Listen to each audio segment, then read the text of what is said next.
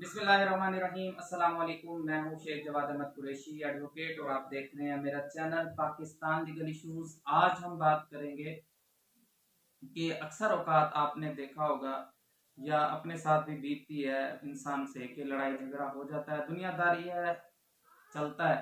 बंदा ना चाहते हुए भी दूसरा बंदा आके लड़ लेता है तो लड़ाई झगड़ा हो जाता है, फिर सर पर चोट लग जाती है, या बंदा कोई आके अटैक करता है, अपने सर पे चोट लगती है, बंदा उसको जवाब देता है, उसको भी चोट लग जाती है। तो पार्टीज परेशान हो जाती हैं कि अब क्या होगा। एक पार्टी जरा स्ट्रांग होती है, चालाक होती है, वो भाग के जाती है, एफआईआर करवा लेती है। दूसरी पार्टी की एफआईआर नहीं होती तो वो डर के बैठ जाती है कि हमारी तो एफआईआर हुई नहीं है, उनकी तो एफआईआर हो गई है, और बंदा खामोश होकर बैठ जाता है, चुप होकर बैठ जाता है। तो आज का टॉपिक यही है कि अगर आपके साथ ज्यादती भी हुई है, एफआईआर दूसरे बंदे ने करवा दी है आपके ऊपर, तो आपके पास भी रेमेडी मौजूद है कि आपको अपने डिफेंस के अंदर क्या करना चाहिए। डिटेल में जाने से पहले हमेशा की तरह आपसे रिक्वेस्ट है कि चैनल को सब्सक्राइब कर लें, बेल आइकन को प्रेस कर दें ताकि आने वाली लेटेस्ट वीडियोस आप तक बर वक्त पहुंचती रहें। अगर एक पार्टी ने जाकर एफआईआर करवा ली है, जख्मी दोनों पार्टियां हैं, आपकी तरफ से भी है, दूसरी तरफ से भी है, और उन्होंने एफआईआर करा ली, तो आपने क्या करना है? आपने सबसे पहले ये करना है कि उसी मुतलका थाने में जाना है और उसका क्रॉस वर्शन आपने जमा करवाना है। क्रॉस वर्शन का मकसद ये नहीं होता कि एफआईआर ज्यादा होती है, एफआईआर का मतलब होता है फर्स्ट इंफॉर्मेशन रिपोर्ट। ठीक है कि उनकी एफआईआर हो गई है तो हम अपने जो है ना क्रॉस वर्शन कराएंगे तो हम जरा डाउन हो जाएंगे, ऐसा बिल्कुल भी नहीं होता।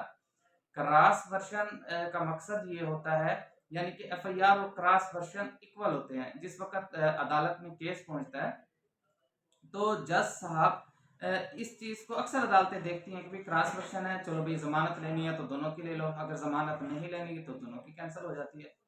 ठीक है, तो इसके अंदर इसका मकसद ये बिल्कुल भी नहीं होता कि एफआईआर वाला स्ट्रांग है और क्रॉस वर्शन वाला स्ट्रांग नहीं है, अगर दोनों तरफ से इंजरीज हैं तो।